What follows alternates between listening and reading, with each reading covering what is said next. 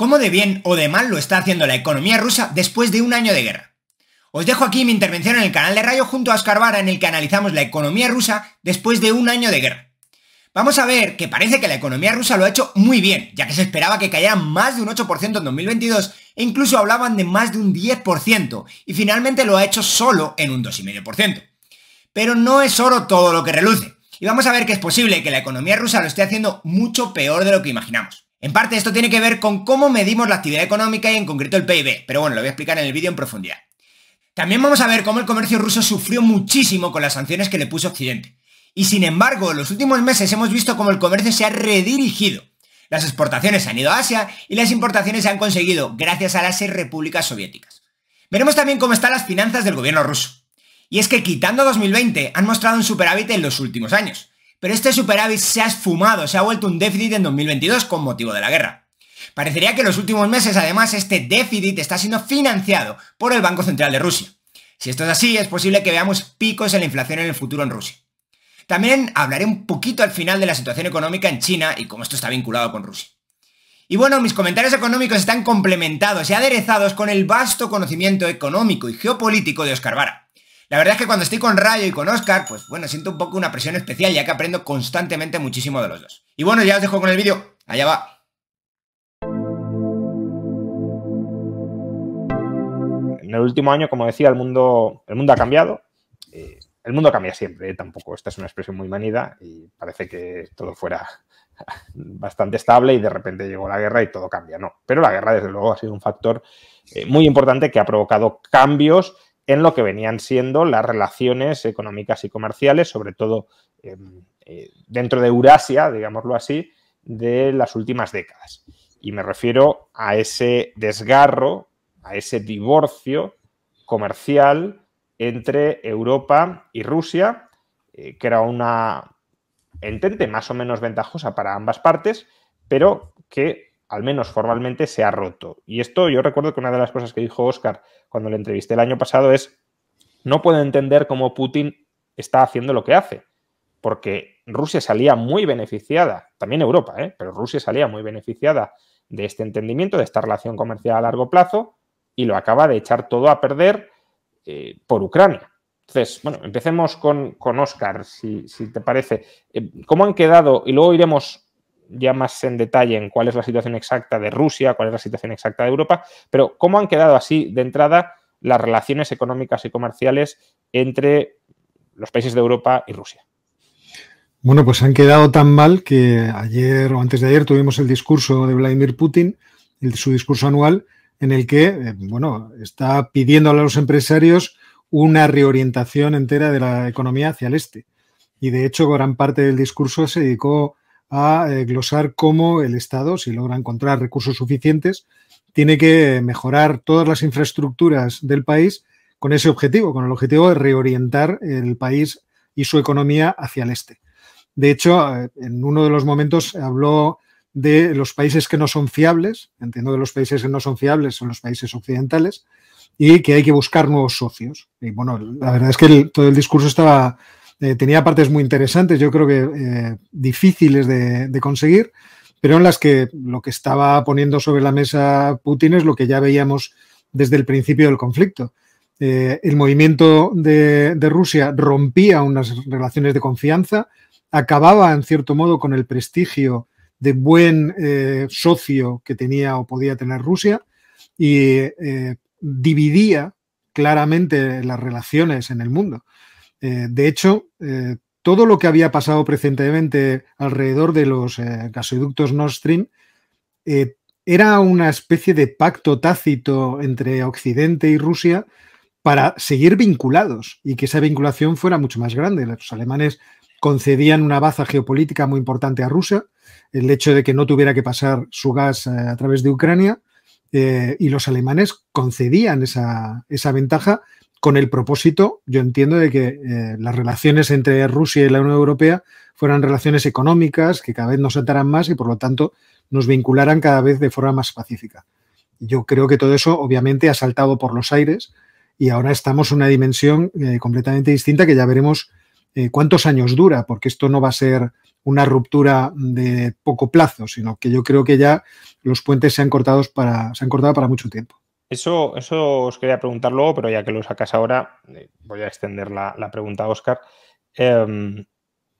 Imaginemos, no parece que vaya a ser así ni mucho menos, pero imaginemos que en un mes la guerra en Ucrania termina, se firma la paz con las cesiones y concesiones que sean. ¿No ves ninguna opción de que se restablezcan los puentes económicos y comerciales entre Europa y Rusia? Porque al final era, como digo, una alianza que a los dos les venía muy bien, con lo cual, si potencialmente sigue ese interés en volver a tender puentes, ¿podría un fin de las hostilidades, incluso imaginemos que Ucrania se da por satisfecha? Es decir, que no es una paz humillante para Ucrania y todo el mundo vuelve más o menos a su casa, que ya sé que no es un escenario factible, pero imaginémonos.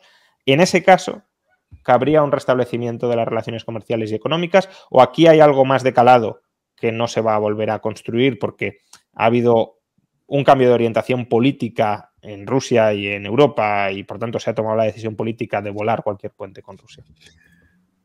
Vamos a ver, es verdad que en el mundo de la geopolítica la vuelta a los acuerdos con los enemigos no es una cosa nueva, no sería novedoso. Lo que ocurre es que, como tú dices, el escenario de que pudiera suceder eso es cada vez más difícil de atisbar. De hecho, la apuesta que se está haciendo por parte de Occidente de poner cada vez más armas en manos de Ucrania con la intención de frenar los avances de Rusia, que yo no creo que puedan revertirse de forma muy fácil en el campo de batalla, darían la posibilidad de la negociación. Es decir, si Rusia puede avanzar en los campos de batalla, no va a negociar. Si puede conseguir todo el territorio que desea, no va a negociar. Pero si no puede hacer más que estar defendiendo las fronteras y estar desgastándose en una guerra de trincheras que es realmente pavorosa, yo entiendo que ahí el raciocinio de Putin y de su gobierno debería llevarles en la vía de la negociación. Pero no es esto lo que se nos anuncia algo muy distinto. Pero la negociación política puede conducir a una negociación económica. Ese es un poco... Sí, eso es evidente. Eso es evidente. Vamos, yo siempre pongo el mismo ejemplo. Irak invadió Kuwait, la alianza de los países que se puso en marcha alrededor de los Estados Unidos expulsó a Irak de Kuwait y a los pocos meses se estaba comerciando con su petróleo. O sea, creo que es un ejemplo que puede venir al caso en esta oportunidad. Lo que pasa es que yo no veo a Putin muy empecinado en que todos los puentes se han roto. Veo incluso a Occidente dolido en el sentido de que el daño reputacional de Rusia es muy grande. Es difícil fiarse de alguien que has tenido sentado a una mesa de negociación y toma la decisión de atacar otro país.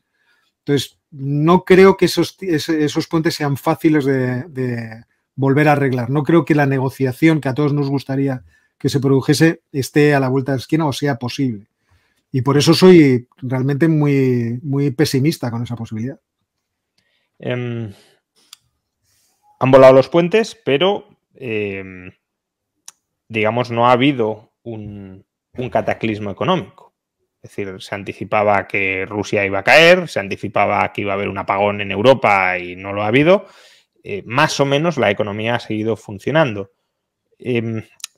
Dejando de lado que, como digo, más tarde analizaremos exactamente cuál es el estado en el que se encuentra la economía rusa y la economía europea, Dani, ¿tienes alguna hipótesis, alguna explicación de por qué si éramos tan interdependientes y se han roto las dependencias mutuas, no se ha producido el desastre en ninguno de los dos lados que se vaticinaba? Porque al principio parecía que Rusia era la gran ganadora porque muchas sanciones y no se ha caído la economía rusa. Pero recordemos que durante mucho tiempo también se nos estuvo diciendo, es más, yo mismo pensaba que iba a ser así, que cuidado con que Putin corte el gas, que si nos quedamos sin gas ruso, se para la industria alemana y deja de funcionar Europa. Y eso tampoco ha pasado.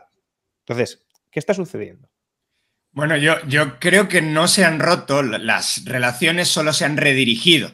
Como sabemos, todavía estamos en un sistema de comercio multilateral y lo que muchas veces han salido las noticias de al final los europeos estamos comprando el petróleo ruso o los refinados del petróleo ruso desde Asia, desde China o sobre todo desde India, ¿no? Pues eso ha pasado y eso desde luego son otros mecanismos que pueden ser no óptimos de cómo se vinculan las economías. Probablemente era mucho mejor el mecanismo que teníamos antes, pero no se ha roto completamente. Dicho de otra manera, al final lo que tienes es un montón de exportaciones de Rusia que se han ido hacia otro lugar, se han ido a un precio más bajo. Ahora vamos a hablar, si quieren, los detalles de por qué se han tenido que ir a un precio más bajo y por qué hay un diferencial muy fuerte todavía. Y sobre todo, además, se ha hecho más grande ahora el diferencial entre el petróleo ruso y el petróleo de otras partes del mundo, desde las últimas sanciones de la Unión Europea. Pero la idea es que ese flujo de bienes no ha parado, solamente se ha ido por otros canales, se ha ido como esparciendo por otras líneas, si lo quieres ver así. Tanto por la exportación que hacía Rusia como por la importación que hacía Rusia. De hecho, lo que ha pasado es que lo que ha habido son shocks. Cada vez que se ha metido una de estas medidas, ha habido un shock y poco a poco se han ido encontrando estas nuevas vías.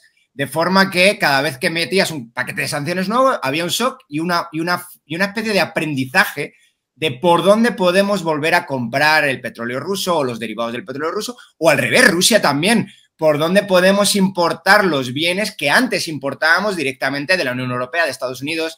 Entonces, se han ido, pues hay una cosa muy divertida de por dónde divertida, no sé si divertida es la palabra, pero bueno, hay una cosa muy entretenida que es cómo probablemente está utilizando Rusia sus exrepúblicas. A mí me gusta el caso de Armenia porque se ve muy claro en los datos, cómo está utilizando a sus exrepúblicas o a sus aliados políticos para, en vez de importar ella misma, entiendo Rusia, en vez de importar los bienes que necesita para mantener sus industrias a flote, Rusia, que no se puede, pues lo importa Armenia y de Armenia se importa a Rusia. Es bastante entretenido. Esto no ha pasado. Entretenido, quiero decir, como analista es desde luego fascinante verlo. Pero esto no ha pasado de la noche a la mañana, ha tardado muchos meses en pasar. Y mientras ha pasado y mientras se han buscado esas formas de burlar las sanciones, pues la economía rusa creo que sí ha estado sufriendo bastante. Y probablemente, bueno, ahora vamos a hablar exactamente del estado en el que está, porque se mezclan finanzas del Estado con pues, un gasto, la inflación que está haciendo el Banco Central, con esto concreto que es el comercio internacional. Óscar, ¿puedes contarnos algo más sobre cómo están cambiando los flujos o incluso la división internacional del trabajo, ¿no? Podríamos decir, de pasar de una relación directa Europa-Rusia a relaciones indirectas, y también que se ha perdido, porque no todo se ha redirigido. Claro, ha habido pérdidas netas. Alemania, por ejemplo, ha tenido que pasar a utilizar mucho más carbón porque efectivamente el suministro de gas se ha visto resentido. Entonces, ¿cómo ha cambiado el tablero para que nos entendamos del comercio euroasiático? Bueno, la verdad es que Dani lo ha clavado y tiene obviamente mucha información sobre el tema. Lo hemos visto en diversos ámbitos económicos. En el caso, por ejemplo, de Europa, de Alemania, Alemania ha hecho un sobreesfuerzo tremendo para poder tener una parte de gas que ha perdido a través de gas natural licuado, las famosas regasificadoras flotantes que en principio nadie sabía si podían llegar a tiempo. Bueno, pues han llegado a tiempo 3 y están otras 3 en cartera. No es una grandísima cantidad de gas respecto del gas que ha perdido, que recibía anteriormente, ya fuera a través del Nord Stream 1 o a través del gasoducto de Yamal.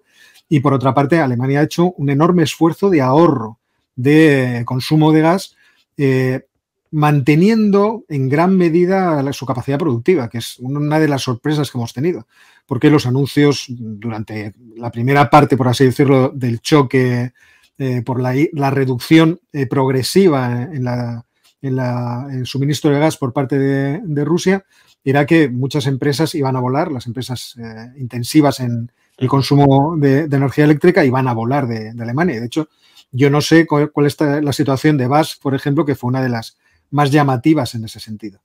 Por parte de Rusia ha ocurrido algo que yo creo que todos los que conocemos cómo funciona una economía de mercado sospechábamos. Ante una restricción que se te ofrece por una parte de la realidad económica, tú buscas escapatorias por todas las vías que puedes. Y de hecho, Putin siempre, Elvira Nabiullina, por ejemplo, la gobernadora del Banco Central, en sus discursos siempre ha animado a los empresarios rusos a hacer esa transición hacia otros mercados lo más rápidamente posible.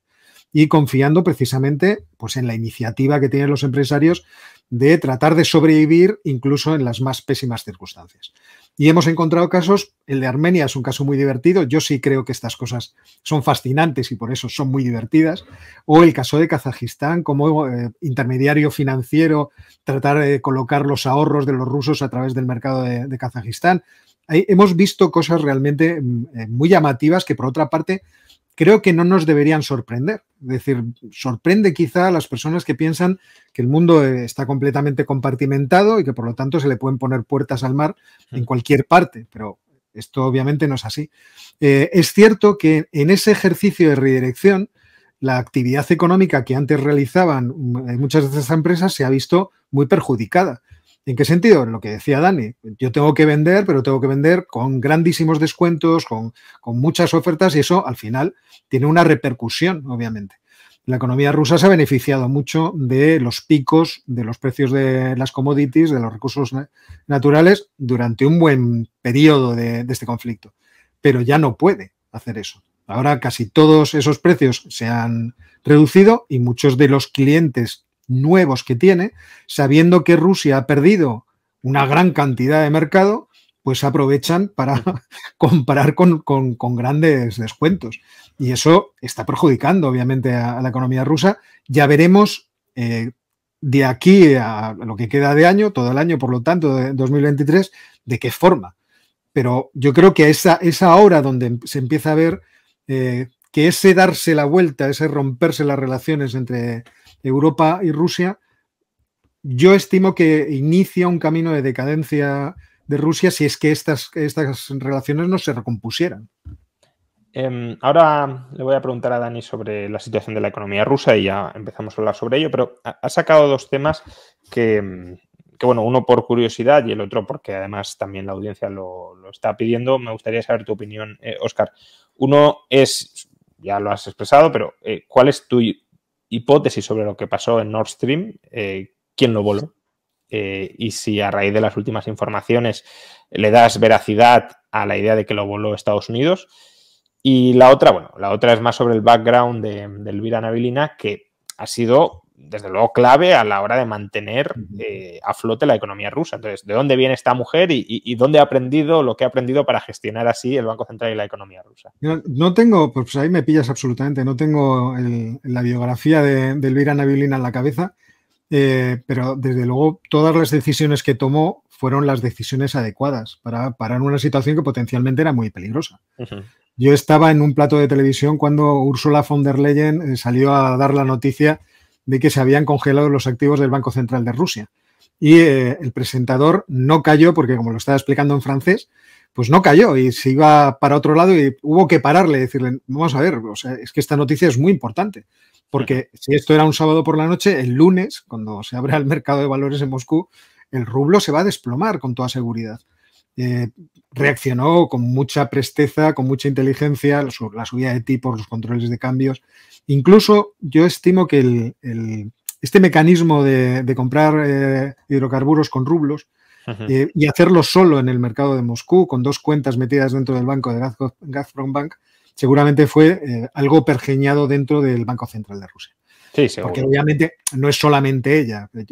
Algo que desde el principio yo creo que todos dijimos es que Rusia tiene un capital humano muy bueno. Entonces, y esa es una cuestión con la que siempre hay que contar.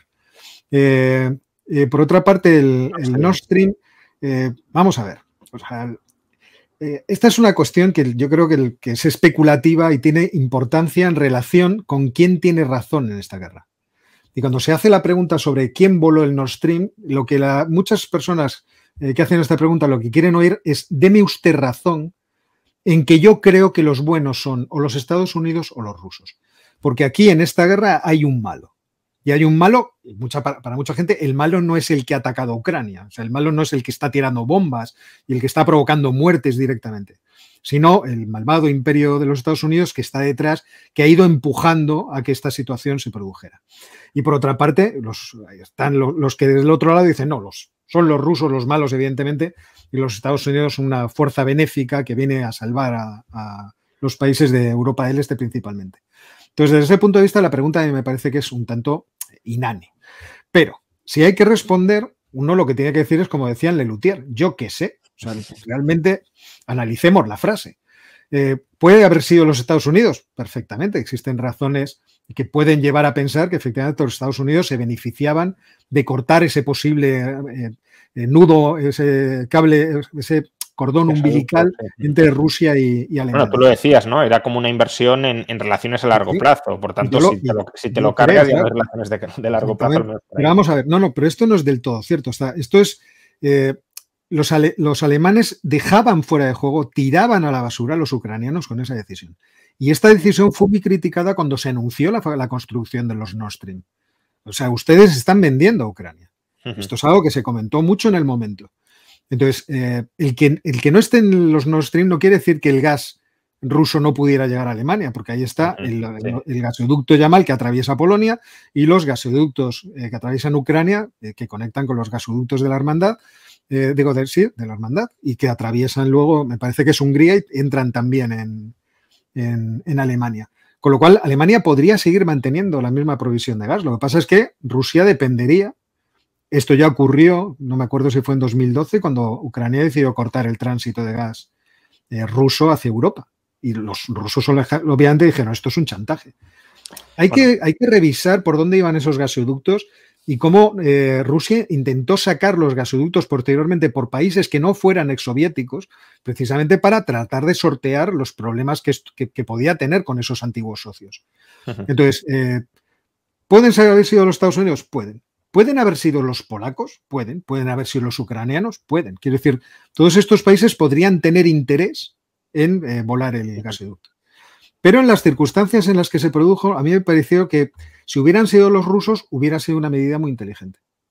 ¿Por qué? Porque se hizo justo después de la anexión de la Zaporilla y de Jersón y con la advertencia en el discurso de anexión de Rusia de que si alguien atacaba esos territorios, ellos podían responder con cualquier tipo de medida. Lo que venía a decir era, en mi comprensión de lo que ocurrió en ese momento, yo me he hecho con estos territorios, si os atrevéis a tocarlos, vamos a tener problemas, porque yo acabo de cambiar en términos políticos el conflicto. Aunque aquí hay una guerra, os estoy diciendo que esto ya es mío, esto ya es mi tierra, y puedo utilizar lo que quiera.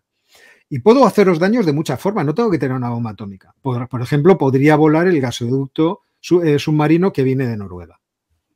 Y en vez de hacer eso, de repente explota el Nord Stream 1 y el 2, las dos líneas del 1 y una línea del 2, queda otra línea libre, en aguas internacionales, en un lugar que nadie puede decir, y además es una infraestructura de propiedad rusa.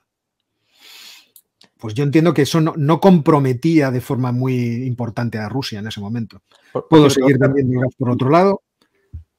Y esa ha sido siempre mi opinión. Puede haber sido cualquiera, pero si hubiera sido Putin, me hubiera parecido muy inteligente la medida. Bueno, probablemente cualquiera sea una medida inteligente desde el punto de vista de sus intereses, ¿no? Pero ¿en qué estado han quedado los gasoductos? Es decir, ¿es posible una reconstrucción? ¿Pueden volver a estar operativos? ¿Qué inversión se requerirían? Yo no sé cuánto dinero, pero yo todo lo que he leído desde aquel momento, la verdad que tampoco me preocupé excesivamente, pero en el momento que se produjo había informes de que se podía reconstruir y que Rusia, de hecho, Rusia lo propuso, volver a abrir la cuarta línea, la que quedaba superviviente, para proveer de gas a Alemania. Obviamente no se proveería la cantidad que ni siquiera está proporcionando el Nord Stream 1, que era aproximadamente 50 BCM, pues sería la mitad, porque realmente el acuerdo para los alemanes del Nord Stream era un acuerdo maravilloso. Porque dejando afuera parte de las cuestiones geopolíticas, ellos conseguían más de 100 BCM de gas, que es una cantidad que no estaban recibiendo en el pasado. Una energía muy barata, con una gran cantidad de potencia, podían prescindir completamente de las nucleares, en fin, su negocio era muy bueno. Pasamos ahora a analizar la situación de Rusia. Dani, antes decías que se están mezclando muchos temas de economía real, economía financiera, presupuestos o finanzas públicas. Bueno, el caso es que se pronosticó la caída de Rusia, caída que en un primer momento fue psicológicamente acompañada, es verdad, por la caída del rublo. El rublo efectivamente se desplomó estrepitosamente después de la confiscación de los activos del Banco Central, pero luego resurgió, y resurgió con fuerza, con mucha fuerza. Y ahí pues se asocia, bueno, sí, hubo un susto inicial, pero el rublo resistió al igual que ha resistido la economía rusa y al igual que han resistido las finanzas del Estado ruso. ¿En qué sentido dices que se mezcla todo y qué matices deberíamos incorporar aquí? Bueno, pues no sé por dónde quieres empezar, pero porque hay como mil posibilidades. Pero bueno, yo te voy a contar varias de los puntos fuertes que he visto que están pasando en la economía rusa. El primero es, y el más clave, que es el que estás tocando tú ahora, es el del tipo de cambio. Probablemente estamos comparando una situación con el tipo de cambio pre y post que no es comparable. ¿Por qué no es comparable? Porque antes de la guerra, antes de marzo, el rublo era completamente convertible y ahora no es completamente convertible. Eso no es el mismo régimen de precios, si lo quieres ver así. Por lo tanto, comparar un precio completamente intervenido o con un precio libre o relativamente libre no tiene mucho sentido para evaluar si realmente hay una fortaleza o no de la economía rusa. Entonces, al final, ¿qué ha pasado con el tipo de cambio? Se pusieron unos controles de capitales muy, muy duros. Y aparte también unas medidas de política monetaria tradicional, si se quiere ver así, con una subida del tipo de interés muy, muy fuerte, que ya está más bajo que antes de la invasión ahora. ¿Pero por qué? Porque las medidas tradicionales se hicieron a la vez rápido, sin mucha idea de simplemente tenemos que parar esta depreciación brutal del tipo de cambio. Y cuando intervinieron el mercado cambiario, el mercado de divisas, básicamente, pues lo que hicieron fue decir, bueno, ya no hace falta. Es que ya no hay una posible salida de capitales, que es lo que estaba provocando esto, una venta masiva del rublo. Y entonces eso ya no existe, pero no existe porque no puede existir. O si existe, tiene que ver un poco también con lo que hemos comentado antes, tiene que ser por alguna medida de mercado negro. No puede ser en un mercado formal, explícitamente formal, ¿no? En un mercado en el que tú tienes tu dinero en el banco, lo conviertes a dólares y lo sacas del país. Eso no se puede hacer. Entonces, ¿qué es lo que han hecho? Pues lo que han hecho es evitar la demanda de dólares, tanto por extranjeros, eso lo vamos a comentar ahora también pues, es entretenido ver cómo el precio del mismo bono dentro de Rusia y fuera de Rusia son diferentes ahora, porque el que puede intercambiar dentro y fuera de Rusia son personas diferentes y por lo tanto, y aparte el propio gobierno ruso también diferencia entre a quién puede llegar a pagar y a quién no, y quién puede intercambiar dentro de su mercado. Entonces, todo eso ha generado pues que la posible demanda de dólares dentro de Rusia no sea efectiva, no sea una demanda, o sea, no sea una demanda que se ponga de relieve en el tipo de cambio, al menos no en el tipo de cambio oficial de los bancos, el que es el que podemos ver desde fuera. Entonces, no hay una fortaleza del rublo, eso no es verdad. Lo que hay es una caída de la demanda de dólares y de la posible oferta de rublos de gente que los quiere vender porque no se puede y no hay otra cosa. Entonces, eso es una de las patas, ¿no? de que ha estado haciendo el gobierno ruso. La otra es que también afecta mucho el precio de la moneda, es qué ha pasado con el comercio internacional. En general, los economistas hablan de la balanza por cuenta corriente. Es decir, qué ha pasado con el superávit o déficit, que ya te cuento que es un superávit muy fuerte, de la balanza comercial. Balanza comercial, de la balanza por cuenta corriente, en concreto de la balanza comercial, que sobre todo por hidrocarburos. Entonces, ¿qué es lo que ha pasado? Pues las exportaciones no necesariamente han subido con respecto a los últimos datos de 2021. Si uno mira todo 2021 y todo 2022, sí han subido las exportaciones, eso no hay ninguna duda. Pero si uno mira trimestre con trimestre, no es verdad. Vienen cayendo en valor, y también en volumen, pero ahora hablamos de eso. Pero en valor vienen, que es al final lo que importa para el tipo de cambio, en valor vienen cayendo y sí es verdad que no tanto como a lo mejor podríamos haber esperado, pero sí vienen cayendo en valor. Pero la parte importante de donde ha generado una cantidad brutal de dólares la economía rusa es de la restricción de importaciones. Una restricción muy, muy fuerte de importaciones que viene por dos lados. Primero, por las sanciones, el shock inicial del que yo hablaba antes. Ahora ya están probablemente las importaciones, si no al mismo nivel, prácticamente al mismo nivel que antes de la guerra, pero no era el caso. No ha sido el caso durante la práctica totalidad de 2022 o vamos, hasta ya los últimos meses. Entonces, esa restricción fuerte de importaciones debida a las sanciones ha hecho, pues que entraran dólares y que no salieran dólares. Entonces, eso tiende a tener una apreciación del tipo de cambio, una abundancia o sobreabundancia de dólares en la economía. Y luego tienes la otra pata, que es la de cuando tú evitas una caída del tipo de cambio interviniéndolo, es decir, evitando que las personas compren dólares. Una de las cosas para la que las personas compran dólares es para importar mercancías. No es la única, evidentemente, te puedes llevar los dólares fuera.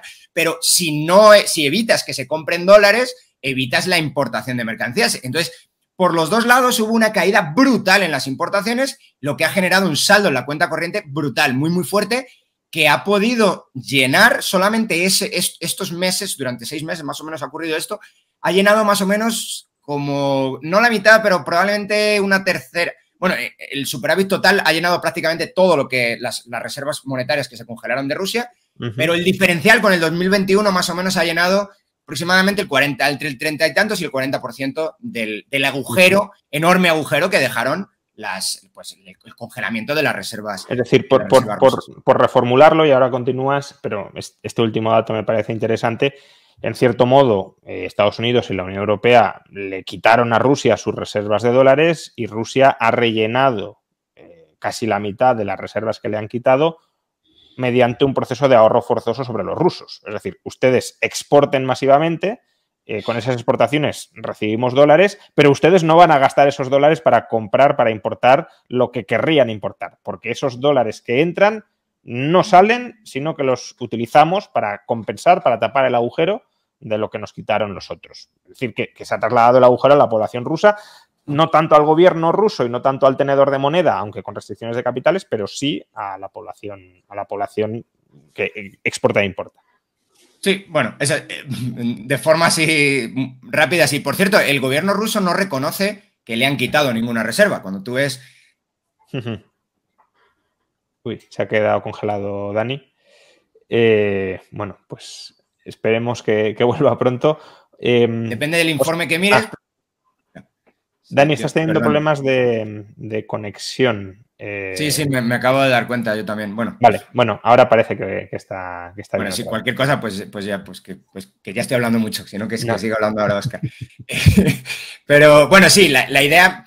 O sea, la idea base es, te quitaron un montón de reservas, esto evidentemente iba a tener un impacto muy, muy fuerte en la capacidad que podría tener el gobierno ruso de sostener el rublo, y solamente por una expectativa de que esto no pudiera ocurrir hubo una huida de rublos. Pero el gobierno ruso no reconoce, y esto es interesante, ni el Banco Central, depende del informe que mires, pero básicamente los informes del Banco Central, casi todos, te dicen cuántas reservas tiene el gobierno ruso. Tiene todas, es decir, no como si no le hubieran quitado absolutamente nada. Evidentemente entiendo que desde un punto de vista de un gobierno, pues dice, esto es mío, me lo habrás congelado, pero esto es mío. Claro, lo que pasa es que formalmente está congelado, ¿no? Tampoco se lo han expropiado, con lo cual hasta cierto punto entiendo que digan, no, esto sigue siendo nuestro, no podemos disponer de ello, pero es nuestro. Distinto será el caso, que ya veremos qué ocurre, si en algún momento se toma la determinación de decir, tenemos que reconstruir Ucrania, ¿quién lo va a pagar? Las reservas de los rusos. Pero sobre eso no ha vuelto, que yo sepa, no he vuelto a oír, en su momento lo oí mucho, de que básicamente se iban a utilizar esos 300.000, la estimación, que son 300.000 millones de dólares, se iban a utilizar para reconstruir Ucrania, pero no se ha vuelto a escuchar nada de eso, pero lo importante es que desde el punto de vista económico son indisponibles. Sí. Si son indisponibles, si tú dejas flotar libremente el tipo de cambio y lo quieres mantener básicamente recogiendo rublos y tirándole dólares al mercado, pues tu capacidad de hacerlo es muy limitada. Entonces, ahí es donde entran, no sé si es el genio que estabais comentando antes de la gobernadora del Banco Central, o simplemente lo que ha entrado es un control de capitales, y con el control de capitales aquí no hay posibilidad de salirte de esto. Hay también algunas cifras, por ejemplo, Vladimir Milov dice que esto ha impactado muchísimo yo no sé y no tengo las cifras, pero que ha impactado muchísimo en la industria de hidrocarburos dentro de Rusia. Es decir, no al gobierno ruso, el gobierno ruso ha conseguido sobrevivir, pero con un ahorro forzoso. Básicamente ahora están obligados, si no estoy mal o no han cambiado en el último mes, están obligados a entregar la mitad de reservas, la mitad de dólares de las exportaciones. De remesas, sí. Entonces, pero claro, esto es un problema grave porque Rusia ha tenido una inflación bastante fuerte. Entonces, esa inflación es una inflación, si lo quieres ver también, que se ve en los costos de las empresas, pero el tipo de cambio ha estado reevaluado durante mucho tiempo. Ahora está más o menos igual que antes de la guerra, pero durante mucho tiempo ha estado, pues antes estaba en 75, pues ha estado en 55, 60. Entonces, te han obligado a entregar tus dólares y te han pagado una cantidad de rublos, pues mucho menor por las exportaciones que has hecho de hidrocarburos. Por lo tanto, las empresas, sean empresas públicas o privadas, las empresas que han estado exportando, han estado pasando probablemente bastante mal, con unos costes muy altos y con una entrada en rublos nominales muy, muy baja. De eso los amigos argentinos y venezolanos saben bastante, ¿no?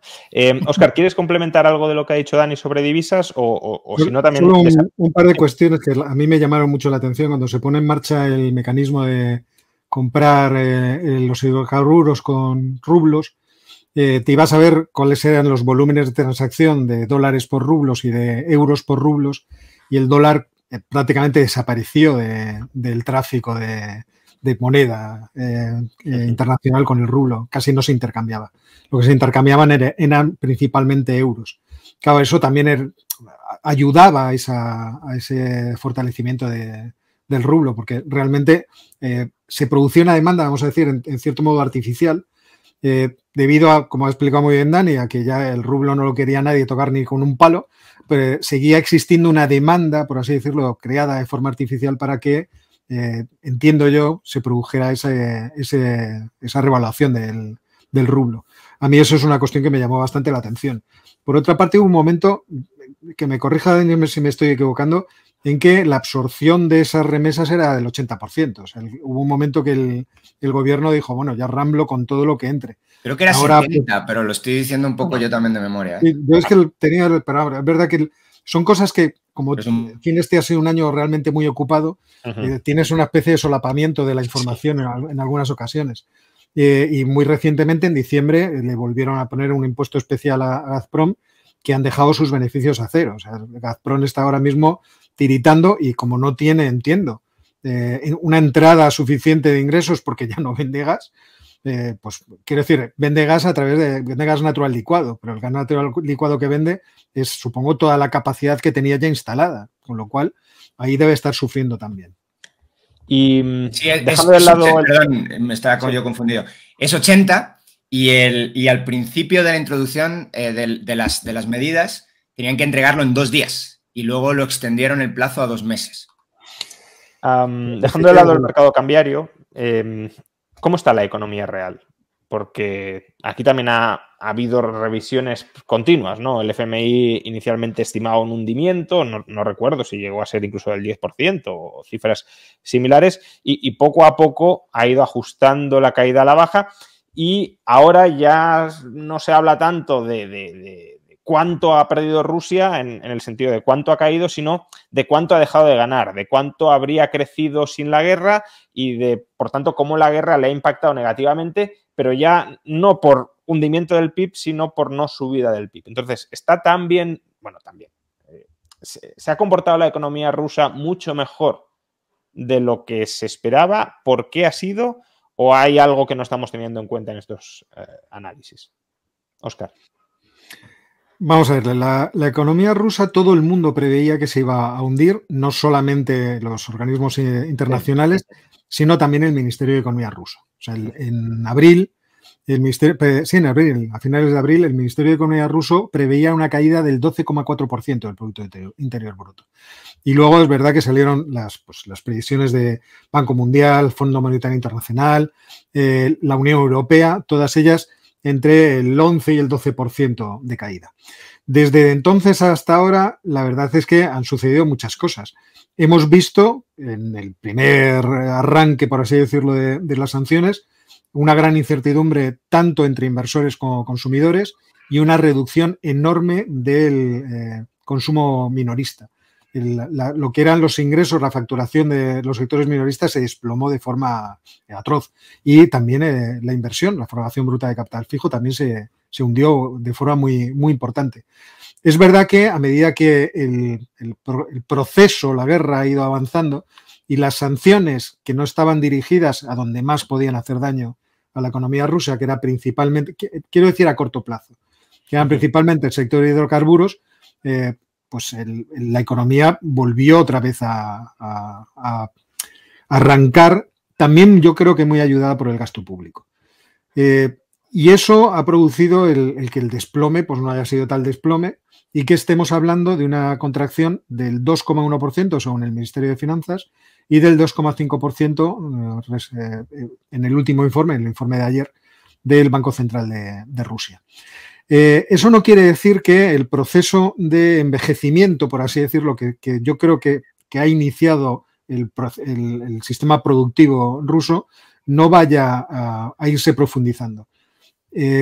Cambiar y transformar en un año todo el sistema productivo, todos los bienes de capital que estaban utilizando las empresas rusas, que principalmente eran proporcionados por Occidente, principalmente por la Unión Europea, que te diría principalmente por Alemania, no me parece que es un proceso que se pueda hacer tan rápidamente como les gustaría. Y eso va a durar. De hecho, China es verdad que ha recuperado los niveles de exportación que había antes de la guerra. Hubo un momento de contracción de esas exportaciones. Yo creo que también por prudencia. China no sabía que se podía arriesgar en las exportaciones y podía incurrir en sanciones. Y China tiene en esto siempre un comportamiento bastante conservador. Y sin embargo se ha recuperado, pero yo por lo que veo... es verdad que está exportando muchos automóviles, porque el mercado del automóvil en Rusia se desplomó de forma... Me acuerdo que en abril la contracción fue del 98% o algo así, o sea, realmente fue brutal. Está exportando mucho electrodoméstico, mucho ordenador personal y mucho teléfono móvil. Por lo menos de acuerdo a las estadísticas de exportaciones de China. ¿Qué otro tipo de comercio se está produciendo entre bambalinas? ¿Qué tipo de repuestos industriales se están pudiendo exportar a Rusia? Esta es una cuestión que no sabemos. Podemos hacer hipótesis, pero realmente no sabemos. Entonces, desde ese punto de vista, es verdad que yo creo que si este proceso de ruptura entre Occidente y Rusia se prolonga, Rusia va a ir viviendo una decadencia en su actividad productiva, pero en una cuestión, por así decirlo, de largo plazo. Y termino solo diciendo una cosa. Es que las sanciones generalmente tienen este propósito, el propósito de atacar en el largo plazo. No, yo no recuerdo, a excepción de que puedas rodear completamente en términos comerciales a un país, no recuerdo casos en el que las sanciones hayan producido un desplome, una catástrofe. Hombre, en Irán lo produjeron porque realmente sí se produjo una especie de rodeo, ¿no? de cerco. Sí, pero en el caso de Rusia ese cerco a uno se le antoja prácticamente imposible.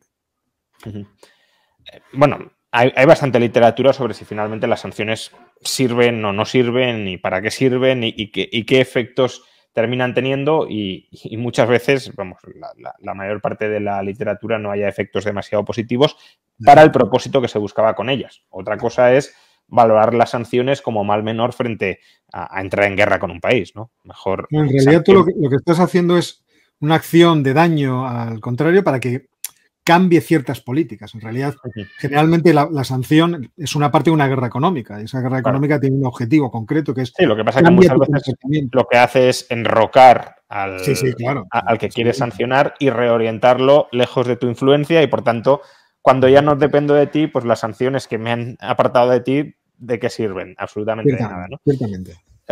Entonces, la economía rusa ha aguantado mejor de lo que todos esperábamos. Vamos, prácticamente todos, como ha dicho Óscar, incluso los propios jerarcas rusos. ¿Y en qué situación están las finanzas públicas?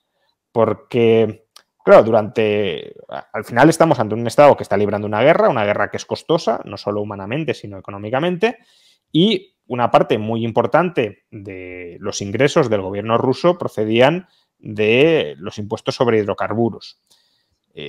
¿Problema? Pues que desde septiembre el precio de los hidrocarburos, tanto del petróleo como del gas, se han hundido. Y ya no solo eso, sino como comentabais antes, el petróleo ruso cotiza con descuento frente al petróleo Brent. Por tanto, no es solo que haya caído, se haya abaratado el petróleo Brent, es que el petróleo ruso se ha abaratado todavía más por el descuento con el que cotiza.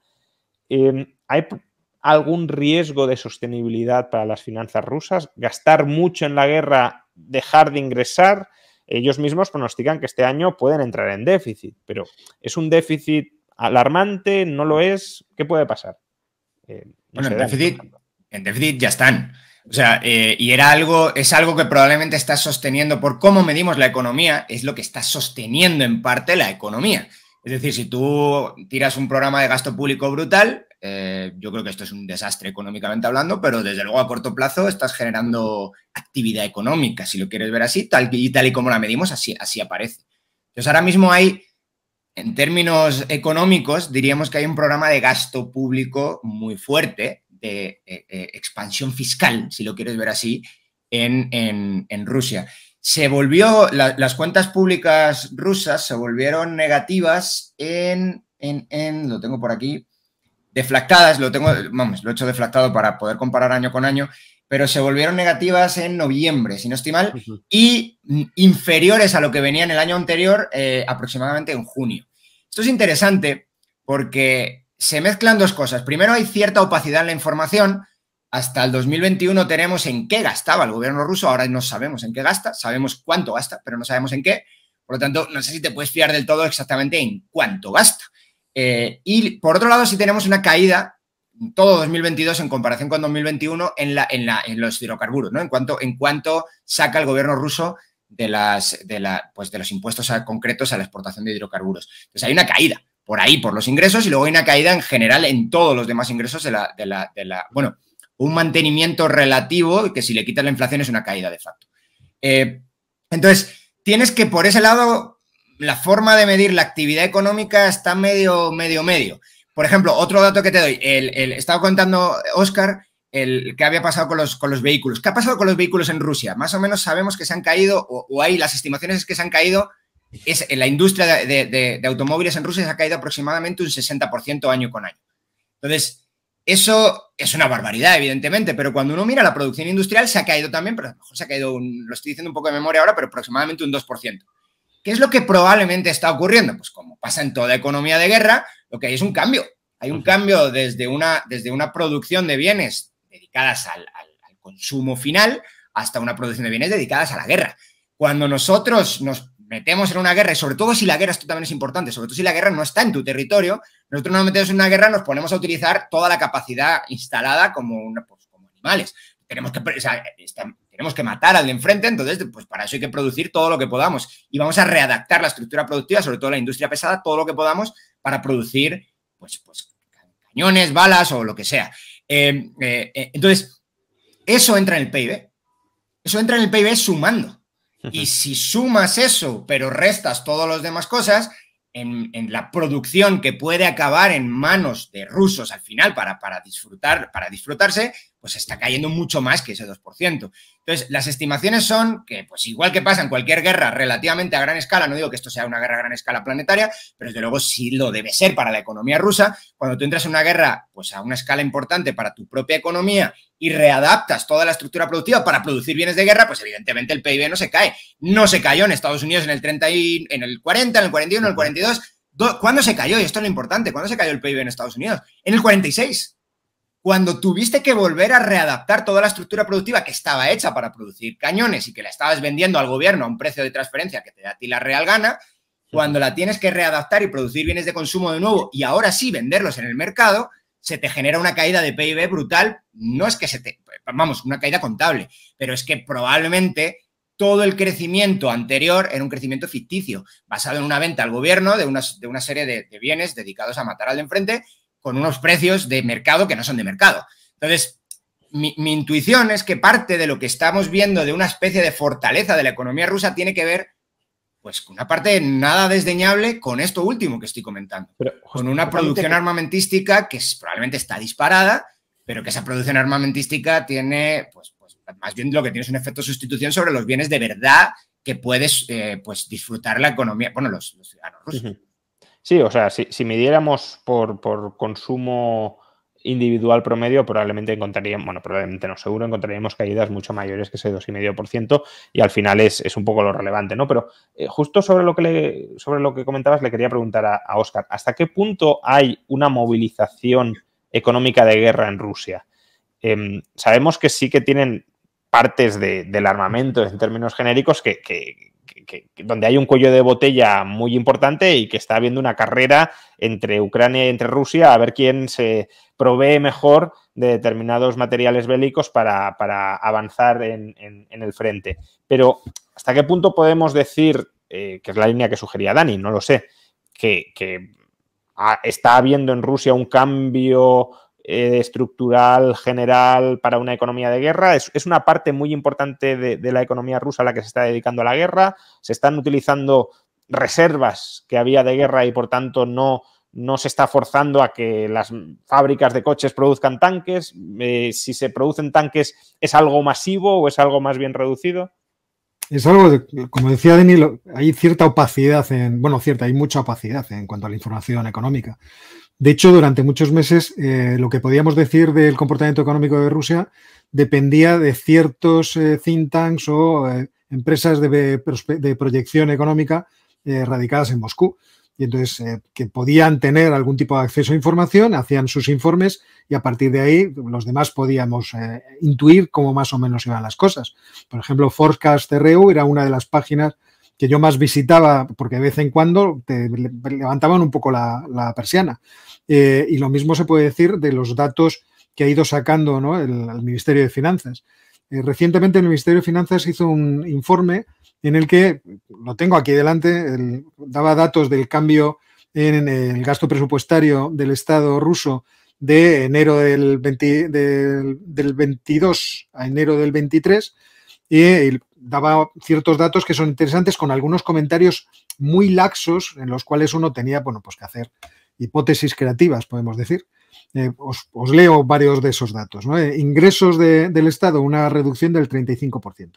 Ingresos de petróleo y gas, una reducción interanual del 46,4%. Ingresos no petroleros, una reducción del 28%. De recaudación del IVA, una reducción del 44,4%. Incremento del gasto, un 58,7%.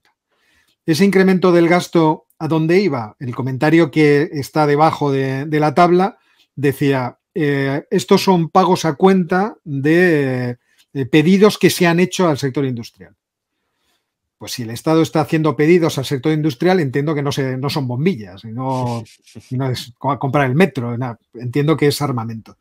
Entonces, no podemos bajar al pie de calle, existen algunas informaciones periodísticas, pero yo creo que los indicios son muy claros de que efectivamente Rusia, una vez que se vio rebasada por las contraofensivas ucranianas, principalmente en el este y bueno, también en Gerson, decidió hacer una acumulación de tropas, tratar de parar aquello, la movilización y tratar de amasar más poderío militar cara a que meses después, es decir, en los periodos que ahora estamos viviendo, pudieran ellos tener suficiente fuerza como para volver otra vez al frente de batalla y romperlo. Es cierto que Rusia pues tiene más mano de obra que meter dentro de la guerra y tiene más capacidad industrial. Y en eso yo creo que están fiados y, bueno, están en ese tipo de economía. Yo me acuerdo, en el momento en que se produjo el conflicto, escribió un artículo Paul de Graue que, bueno, pues criticarlo de muchas formas, pero él, una de las cuestiones en las que ponía el énfasis era precisamente en esto. Rusia va a tener que redirigir gran parte de su sector productivo a tirar el dinero en armas y, por lo tanto, no va a estar produciendo bienes que sean deseados por la población ni bienes que vayan a incrementar la propia productividad y el bienestar de su población, todo lo contrario. Y estamos en ese camino, obviamente, porque tampoco les queda más remedio. Es la apuesta que Putin ha hecho y parece que no se va a descolgar de ella. Por cierto, que no lo hemos mencionado, pero la economía, por motivos obvios, pero que no está mal constatarlo también, que desde luego se ha desplomado absolutamente, es la de Ucrania. Precisamente porque está en suelo bélico y está siendo destrozada continuamente por todos los lados, ¿no? Pero estamos ante una caída del PIB, no sé, vosotros tendréis el dato del 30 o del 40% en 2022. Pero os preguntaba específicamente por las finanzas del gobierno ruso, ¿no? Porque es verdad que no tiene mucha deuda, pero es verdad que ahora está incurriendo en déficit y también es verdad que las sanciones que le ha impuesto llamémosle bloque occidental a Rusia dificultan la emisión de deuda en los mercados. ¿Cómo puede conjugarse todo esto? ¿Puede haber algún riesgo o realmente Rusia tiene capacidad para colocar su deuda internamente sin que haya inflación o para colocarla en otros mercados internacionales que no estén en el bloque occidental? Sí, hasta ahora todo lo que el déficit de los últimos, que estaba comentando, de los últimos meses, es verdad que los datos que yo tengo no son tan graves como lo que estaba comentando Óscar. Yo los he sacado del Ministerio de Finanzas de Rusia y los tengo hasta diciembre de 2020, así que a lo mejor esto es mucho peor de lo que yo imaginaba. Pero los déficits que se han acumulado, con lo que tengo en la mano yo, con los déficits que se han acumulado en los últimos meses, son todo financiamiento interno. No hay prácticamente nada de financiamiento. Es una cosa, es muy poco. O sea, no es que no sea nada, absolutamente nada, pero es prácticamente todo financiamiento interno. Y ahora, ¿de dónde viene el financiamiento interno? No lo sabemos. Pero lo que sí podemos hacer es cruzar información con la del Banco Central de Rusia. Y lo que he podido ver es que el Banco Central de Rusia genera un montón de liquidez en el momento del inicio de la guerra. Básicamente eso probablemente lo hizo bien. Hubo un montón de gente que quiso sacar los rublos, no me dejaban los dólares, pero al menos los rublos los sacaba.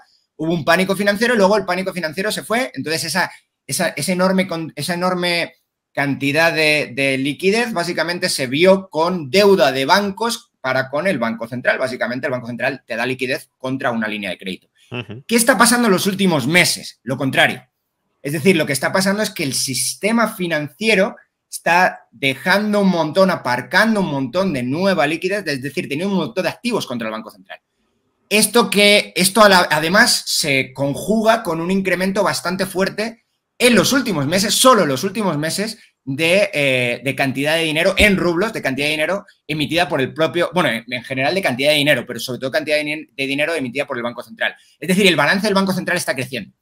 Entonces, no sé si esto último hasta ahora estoy seguro de todo lo que he dicho. No sé si esto último que voy a decir, porque no he conseguido la información, si esto último va a ser cierto o no. Es que básicamente el Ministerio de Finanzas ruso, básicamente el gobierno ruso, le esté pidiendo a su banco central comprar esa deuda pública y monetizarla. Esta última es la parte donde yo pues tiro un poco el disparo al aire. Se ha vuelto a congelar, pero bueno, Óscar, puedes seguir tú mismo. Sí, la verdad es que yo estoy en la misma tesitura de Dani. O sea, sospecho que efectivamente se está monetizando deuda. Porque es un... Perdona, Dani, que te estaba pisando. Hola de nuevo, que se te había vuelto a ir. De vez en cuando. Me va a oír bastante mal el internet, perdón. Pues bueno, no sé dónde me había quedado, la verdad, pero creo que lo que estaba diciendo es que mi hipótesis es, creo que me he quedado más o menos por ahí, mi hipótesis es que están monetizando deuda pública en los últimos meses, no lo han hecho desde antes. Y creo que no lo han hecho desde antes también porque probablemente el gobierno ruso había estado acumulando durante años superávits fiscales. Y eso lo tenían en cuenta. Y básicamente, probablemente lo que han hecho es, ya se han acabado, otra vez, es una pura hipótesis, se han acabado ese dinero y una vez que se han acabado ese dinero, están monetizando deuda pública. Pero hipótesis pura y dura, ¿eh? Yo la verdad es que estoy de acuerdo con esa hipótesis porque yo lo he pensado también, no puedo proporcionar datos. Ayer encontré de pasada a alguien que comentaba lo mismo, lo que pasa es que he perdido la referencia, lo he estado buscando esta tarde y no lo he encontrado, que comentaba lo mismo, la hipótesis de que podían estar monetizando deuda.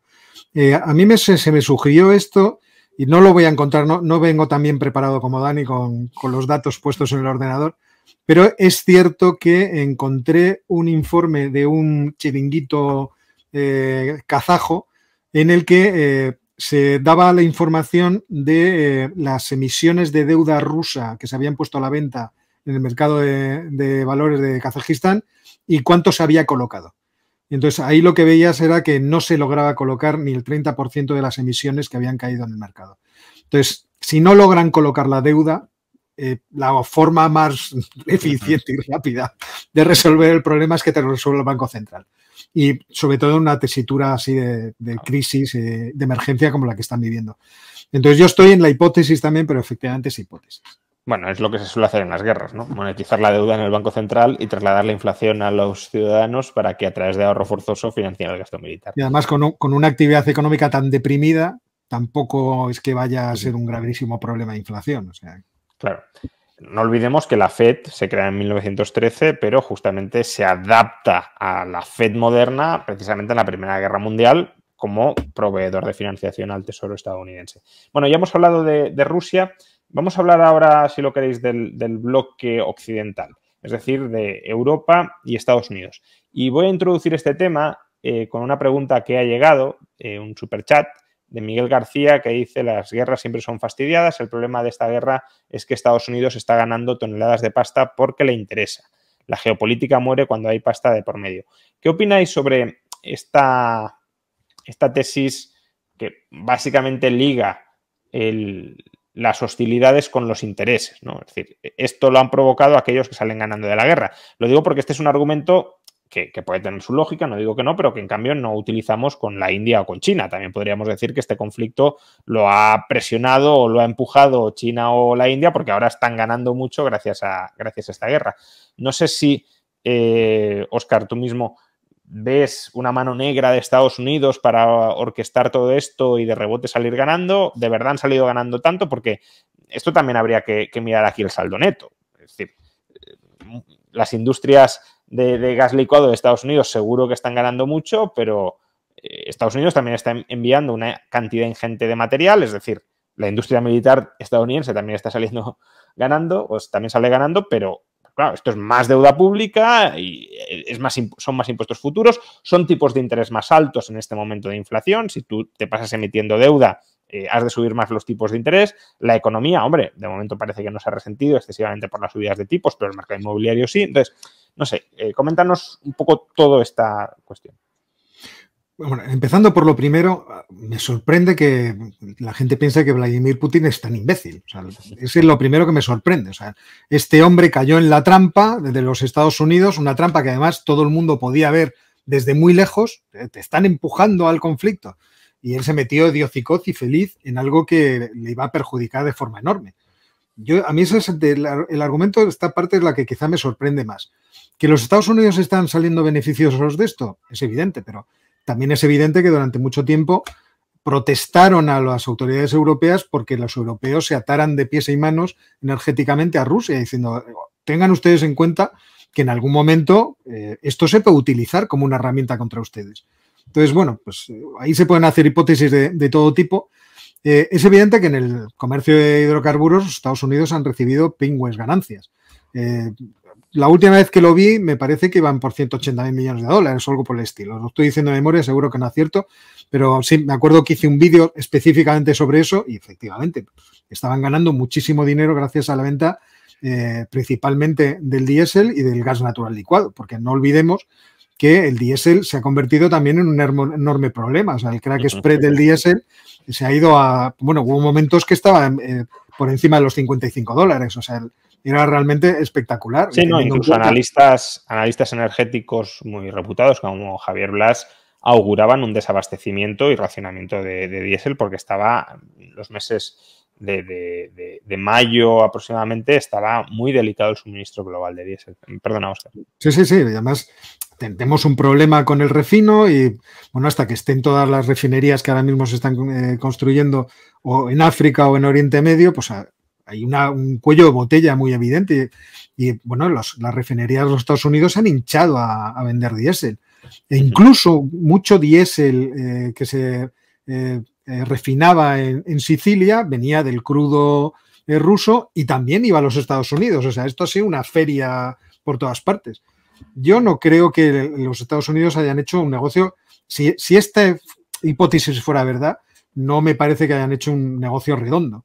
Si han gastado ya cerca de 100.000 millones de dólares entre ayuda militar y ayuda humanitaria y tienen partidas ya concedidas para seguir ayudando al ejército y a Ucrania, a la economía ucraniana, me parece que no es que exactamente esto en términos económicos les haya salido como un pingüe, vamos, un negocio absolutamente redondo.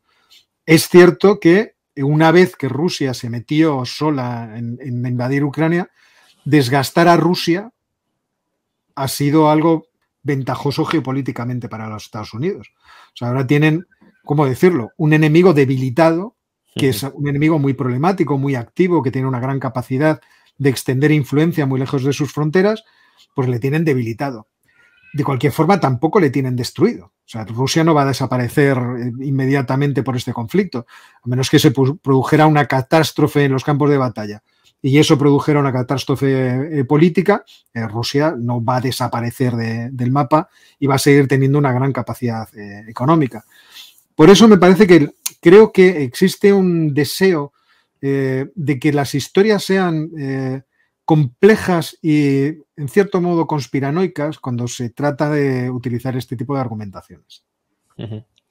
Dani, hablemos de la situación económica de Europa. Se pueden tocar muchos temas, pero específicamente de cuál ha sido el daño que crees que le ha generado la guerra en Ucrania a Europa, a la economía europea, en qué se ha traducido, en qué se ha materializado, más allá de otros problemas a los que también se ha enfrentado, claro, durante 2022 la economía europea.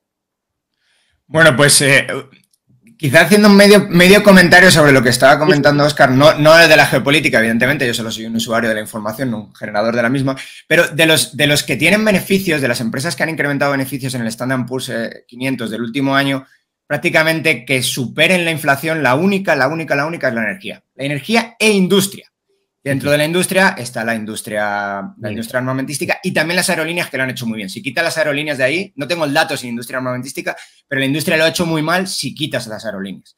Entonces, aquí solamente hay un claro o dos claros vencedores. El resto son perdedores. Toda la línea, o sea, la energía toca prácticamente todo y vamos, casi cualquier otra industria utiliza como input la energía y que te suba el precio de la energía, que ha subido mucho también en Estados Unidos. Ahora ha vuelto a bajar, pero que subió mucho, pues te impacta evidentemente negativamente, no positivamente.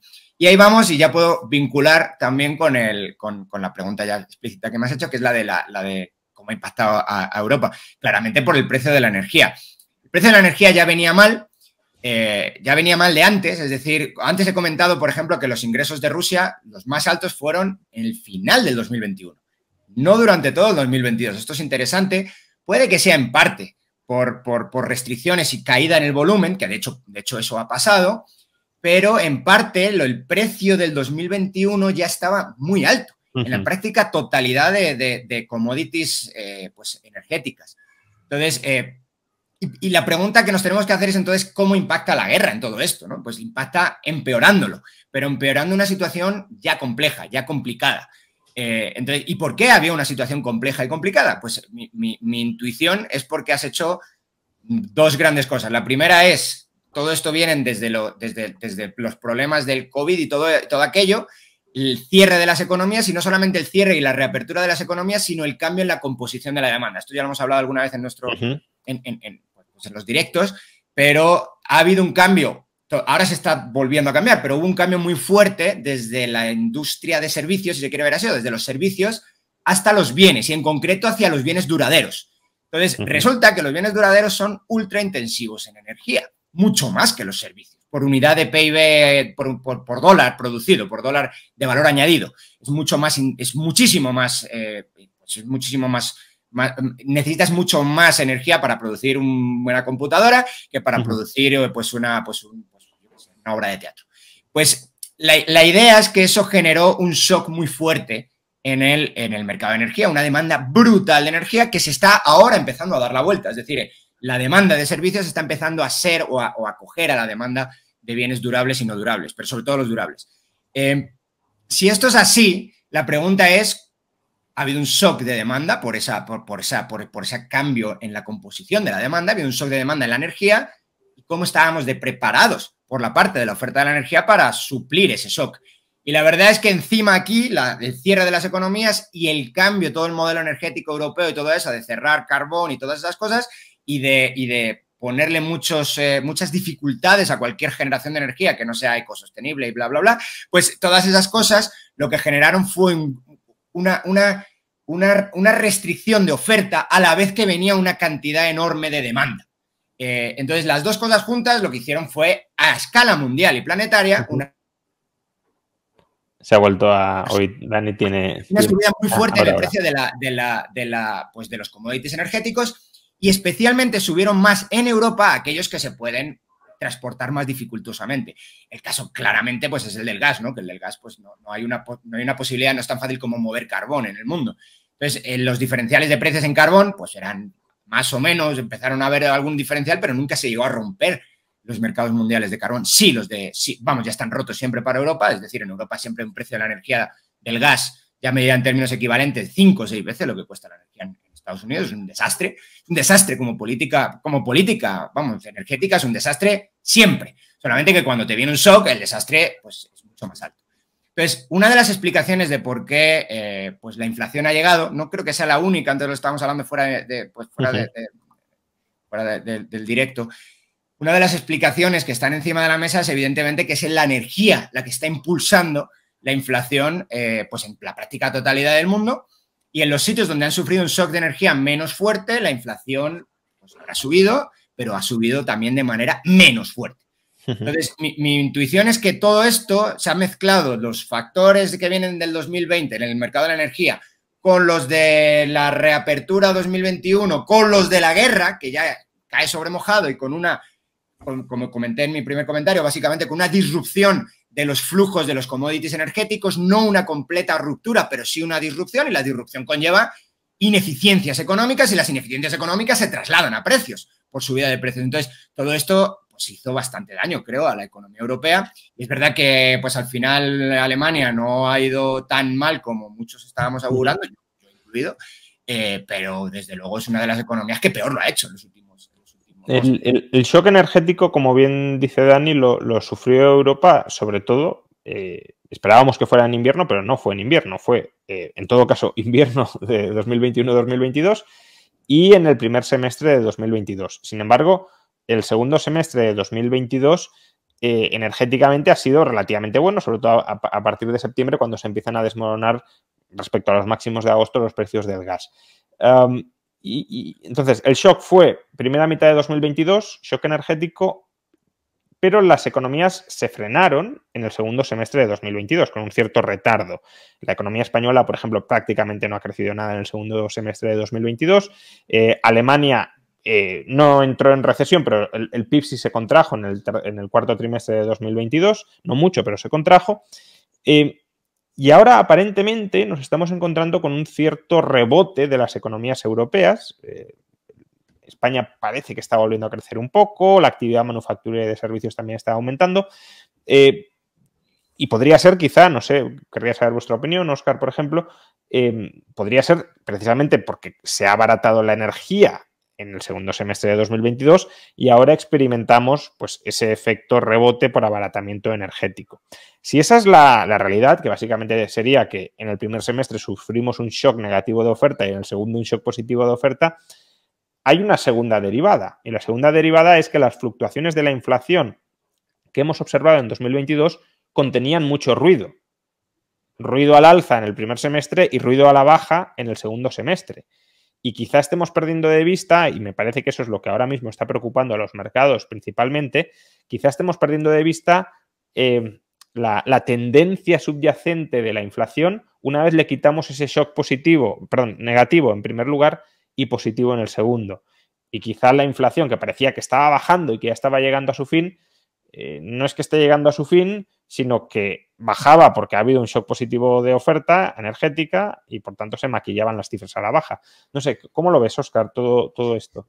No, yo es algo, realmente no lo tengo especialmente claro. Yo cuando pienso en el futuro inmediato de Europa, no veo tanto ese shock positivo de oferta que tú citas, sino un shock positivo de demanda, que seguramente es, creo yo, lo que nos espera, por ejemplo, en Europa, en cuanto se empiecen a ejecutar de forma importante los fondos europeos. También. Y que creo que eso es lo que quizá vaya a alimentar la inflación, pero teniendo en cuenta que las subidas de precios fueron tan sumamente exageradas durante estos meses equivalentes del año pasado, vamos a tener mucho ruido del efecto base en varios meses, quizá en 3 meses, y no sé yo si cuando salgamos de esos meses podremos ver con más claridad si efectivamente las tendencias que ahora mismo están ahí subyacentes y que se ven en la inflación subyacente van a ser de que los precios están subiendo más de lo que nos parece o están bajando más de lo que nos parece. Yo cuando hablo de shock positivo me refiero a que ha habido una reversión del shock negativo. Sí, eso es indudable. Entonces eso podemos considerar un shock positivo esa reversión del negativo. A eso me refería. Que no, he entendido perfectamente. Lo que pasa, quizá me he explicado mal o no lo he expresado adecuadamente, pero creo que la tendencia más fuerte que vamos a ver, creo yo, a lo mejor me equivoco completamente, va a ser por el lado de la demanda. Y incluso habrá que ver si no se produce algún tipo de negociación salarial a través de un pacto de rentas, en fin, que también trate de recuperar poder adquisitivo de los salarios del año pasado. Ya veremos cómo todo esto se enjuaga. Y, bueno, la subida de las pensiones pues empezará a manifestar también ahora, ¿no? Entonces, es verdad que ahora creo yo que cuando vemos los datos de la inflación, yo no saco, no sé los que se dedican más a ver la inflación más a menudo, pero yo no saco nada en claro, teniendo en cuenta eso. O sea, tampoco me he puesto a ver cuál es el efecto de arrastre estadístico y poder hacerme una idea de qué es lo que va a pasar. Pero igual que cuando a finales del año 2021 yo apostaba porque iba a haber crecimientos de los precios, no por nada, sino por esa idea de se ha contraído de forma enorme la demanda, pero también la producción y la capacidad productiva. Hemos perdido mucha capacidad, por ejemplo, de procesado de todo tipo de productos energéticos y de generación de energía eléctrica. Y eso va a coincidir con los estímulos fiscales. Y a mí me parecía que eso era una receta para subidas de precios, seguramente entrando en 2022. No me esperaba que después nos esperaba a la vuelta de la esquina una guerra y que encima de eso iba a empujar el precio de todas las commodities de forma disparatada. Entonces, yo no tengo una opinión por ahora. O sea, yo creo que tendrá que pasar quizá marzo, abril, quizá, para que una vez limpiados los efectos estos de base de estadísticos, podamos tener una idea más o menos clara de qué influencias están afectando los precios. Sí, estoy de acuerdo en que a partir de abril, mayo, que además, o sea, sobre todo también cuando dejemos atrás los meses de peor inflación del año pasado, iremos viendo en qué nivel se estabiliza la inflación. Pero una última pregunta sobre este tema y saco rápidamente un último tema y lo dejamos aquí. Está para Dani, ha llegado un superchat y pregunta: ¿la guerra afectó al debate sobre las causas de la inflación y si era transitoria o no? Es decir, ¿hasta qué punto la guerra ha truncado un experimento económico que era, oye, pues aquí os habéis pasado 4 pueblos con los estímulos, ha disparado la inflación, pero claro, ya hay una excusa de no se ha disparado la inflación por los estímulos de 2020 y 2021, sino por la guerra de Ucrania a partir de febrero de 2022. Si no hubiese sido por la guerra, la inflación ya hubiese terminado a principios de 2022, pero ha sido la guerra. Bueno, ¿qué nos puedes decir de esto? Bueno, las narrativas son muy poderosas y al final, incluso cuando utilizamos datos, los utilizamos para apoyar narrativas. Entonces, me da a mí que esta narrativa es una narrativa que suena a pues barrer hacia afuera, ¿no? El Banco Central no tiene culpa de nada. Tú estabas comentando antes que hay ruido, evidentemente siempre hay ruido y hay que intentar limpiar esas fuentes del ruido. Y desde luego todo esto que está ocurriendo con la energía y los shocks son ruidos, si lo quieres ver así en la inflación, pero tampoco es un ruido aleatorio. Es decir, cuando nosotros, sobre todo esto se ve en econometría, ¿no? Cuando hablamos de ruido, el ruido tiene que ser aleatorio o no es ruido, es otra cosa, tiene señal. Si nosotros hacemos una política energética que es un desastre y viene un shock negativo y nos arrastra, no podemos hablar de ruido. Podremos hablar que la política es algo externo a la política monetaria, si bien no externo a la política. Entonces, ahora, ¿hasta qué punto la política... Sí, pero puede ser ruido para el análisis o para el entendimiento de la señal que queremos del efecto de la política fiscal y monetaria. En ese sentido sí puede ser ruido, no en el sentido de que sea algo aleatorio y que los precios no sigan ningún rumbo predeterminado. Lo siguen en función de la política que se ha seguido antes, pero respecto a la política fiscal y monetaria, pues bueno, no nos informa de demasiado.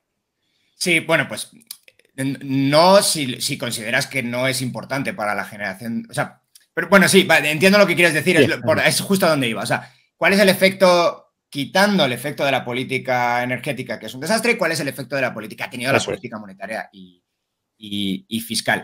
Entonces, aunque haya ruido, si quieres limpiar el ruido, lo que probablemente ha habido es una tendencia que se ha manifestado mucho más fuerte en el 2022 por el efecto de la energía y que también impacta a la subyacente, porque es verdad que la subyacente no incluye energía, pero da igual porque todo lo demás se ve impactado por la energía. Entonces, pues bueno, encontrarás 1000 trabajos académicos que te dirán, intentarán separar de alguna manera las causas de la, de la inflación.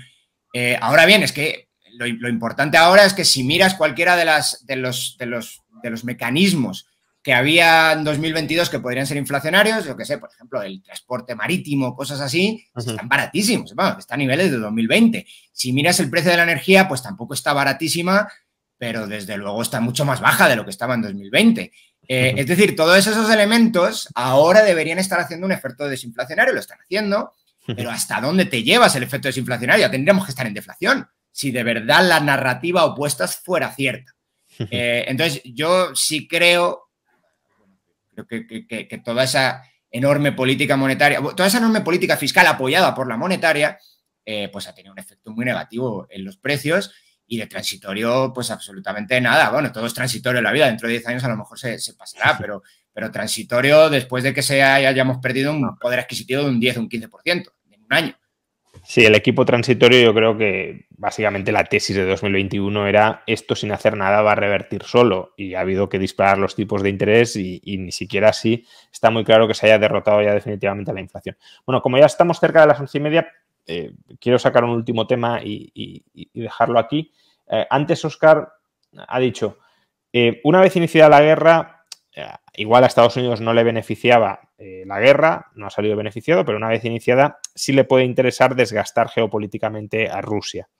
Te quiero preguntar justamente por esto, ¿no? ¿Hasta qué punto a Estados Unidos le interesa convertir a Rusia en una potencia regional débil, aislada de Occidente y por tanto que se tenga que echar en manos de China como único aliado regional? Porque entiendo que a Estados Unidos a largo plazo le preocupa infinitamente más China que Rusia para su hegemonía geopolítica.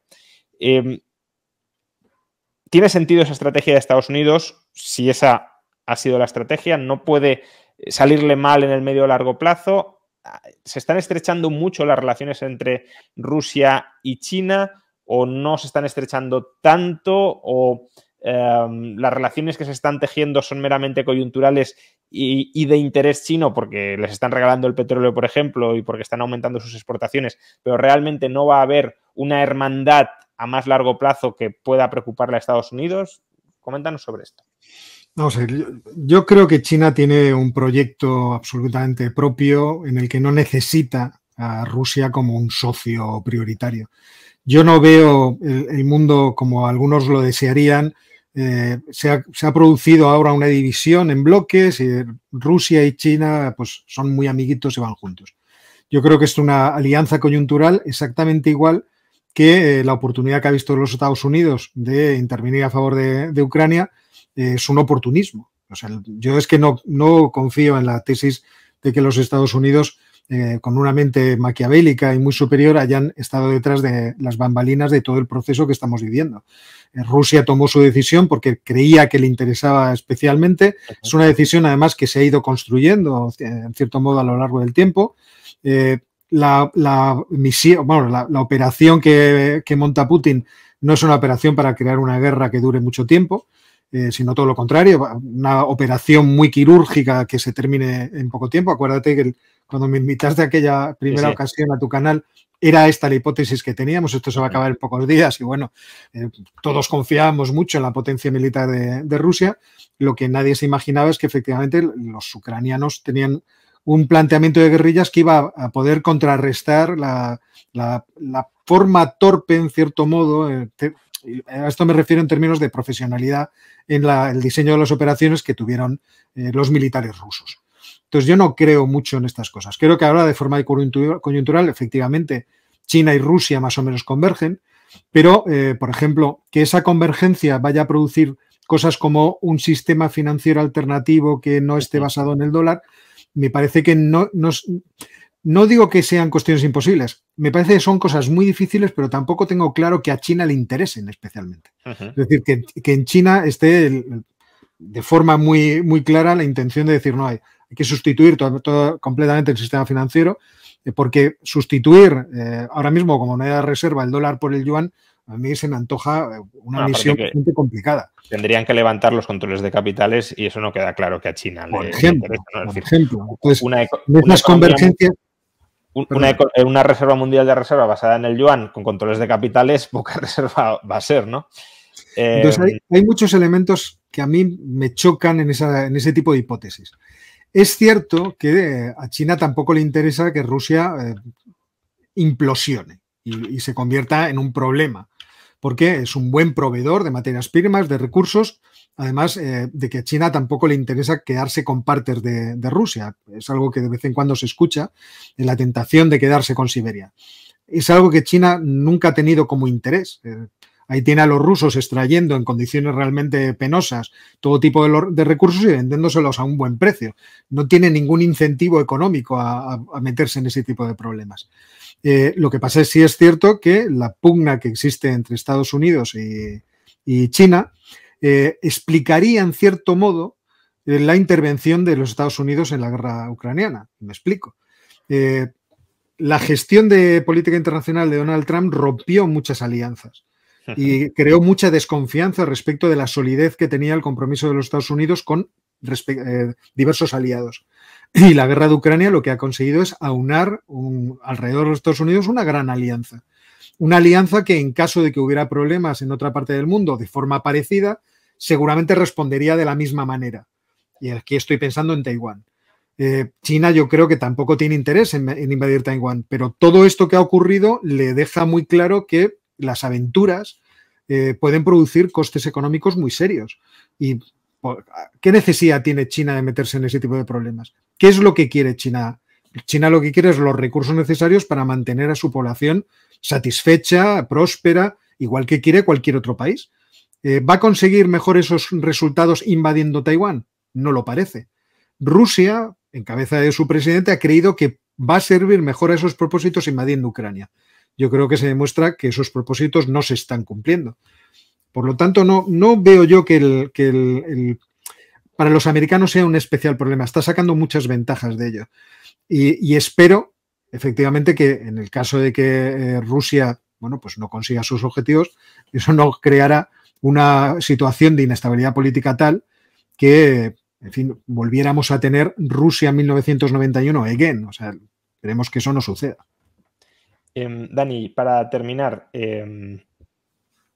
¿cuál es la situación económica de China, ¿no? Esto se sale un poco del debate, pero también es pertinente precisamente porque si estamos pensando en estrechar las relaciones entre Rusia y China, en que China preste un apoyo muy importante a Rusia, tanto económico como militar, se ha estado hablando durante los últimos días, o incluso el debate que sacaba Óscar ahora de la posibilidad de que China esté planteándose, él cree que no y probablemente sea que no, pero esté planteándose reproducir en Taiwán algo similar a Ucrania, muchas de estas cuestiones, más allá de la propia política, dependerán también del estado de la economía. Si la economía está hecha una ruina, no parece que tengas muchos incentivos a, además, meterte en una guerra con sanciones, etcétera, etcétera. Entonces, ¿qué pasa en China, ¿no? Porque, bueno, ya hemos abandonado la política de COVID-0, pero la economía china está reflotando como se esperaba que reflotara, no hay otros problemas que ya venían de antes y que ahora están permaneciendo ahí y se están viendo con más claridad. Bueno, en esta ahora me pillas un poco fuera de juego porque me estuve preparando todos estos días la de Rusia y no he hecho la actualización de la de China, entonces pues tengo con los datos de hace un mes, así que puede ser que esté metiendo un poco la pata. Mi intuición, que es un poco la que conté aquí la última vez en tu canal, es que la economía china, sí, política de COVID y todo eso, y ahora se reabre, entonces el PMI crece y todas estas cosas, pero mi intuición es que hay un elefante en la habitación en forma de mercado inmobiliario problemático y ese mercado inmobiliario problemático está generando problemas en las regiones chinas, sobre todo en las regiones chinas, a nivel administrativo de la región, a nivel fiscal.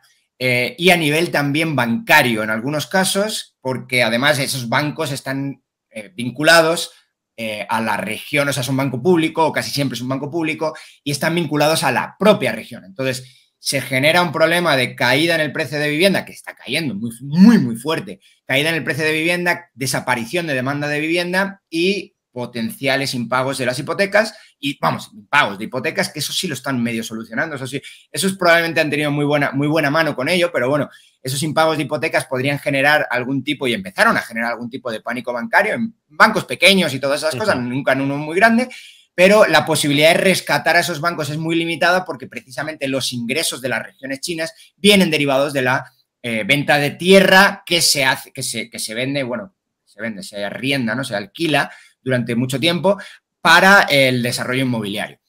Entonces, es lo que llamarías un proceso de retroalimentación negativo, ¿no? Pues muy parecido a lo que ocurrió en España a partir del 2008 o 2009.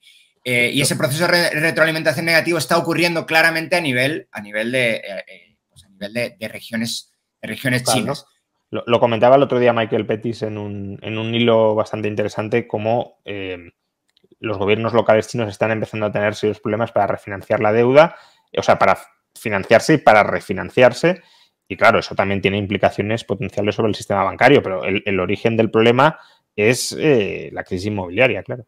Sí, sí, es el punto. La última vez que estuve en tu canal, pues sí pude darle un buen vistazo a lo que tiene, a qué está haciendo el Banco Central chino y comenté, o sea, lo siento que tener que repetirlo, pero bueno, comenté que una de las partidas que tiene el Banco Central chino, que no queda nada claro qué es, estaba creciendo bastante. Y no era la partida de préstamos al gobierno, porque eso es el préstamos al gobierno central.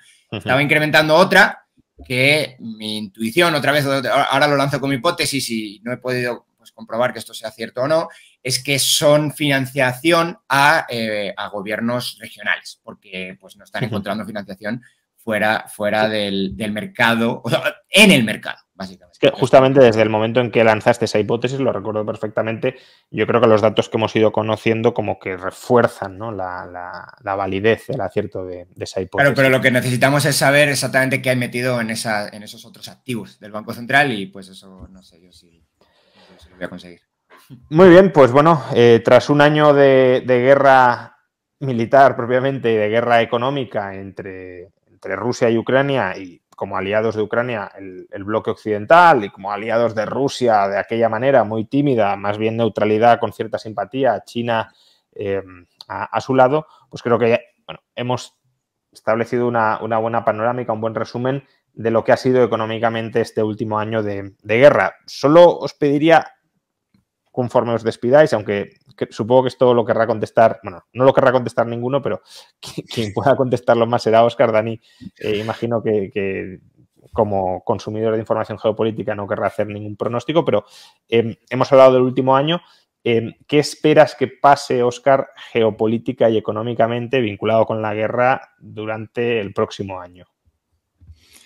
Yo creo que vamos a asistir a una cronificación del conflicto, a una paralización, por así decirlo, de los frentes y una prolongación de la guerra. Creo que no va a producir muchísimos más distorsiones de las que nosotros hemos vivido en el año pasado, no va a ser tan importante, pero lo malo es que el mundo está empezando a ofrecer otros lugares calientes que no sabemos exactamente por dónde van a romper. Pero yo creo que vamos a ir a un horizonte de cronificación del conflicto que lo va a hacer durar, porque parece que esa es la intención, por lo menos, que está por ambas partes. A mí lo que me gustaría es que en esa congelación de los frentes recapacitaran y se abriera algún tipo de posibilidad de mediación. Y fíjate si soy ingenuo, que todavía tengo cierta confianza en que los chinos, que han planteado presentar un documento para iniciar algún tipo de proceso de negociación, tengan algo que decir y puedan ofrecer algo que permita abrir esa ventana de negociación que se cerró a finales de marzo del año pasado, aparentemente de forma definitiva. Y bueno, hasta aquí llega el vídeo de hoy. Si te ha gustado, déjame like y suscríbete al canal y dale a la campanita. Si quieres colaborar con el canal, te dejo en el primer comentario en mi cuenta de Patreon. Nos vemos en el próximo vídeo.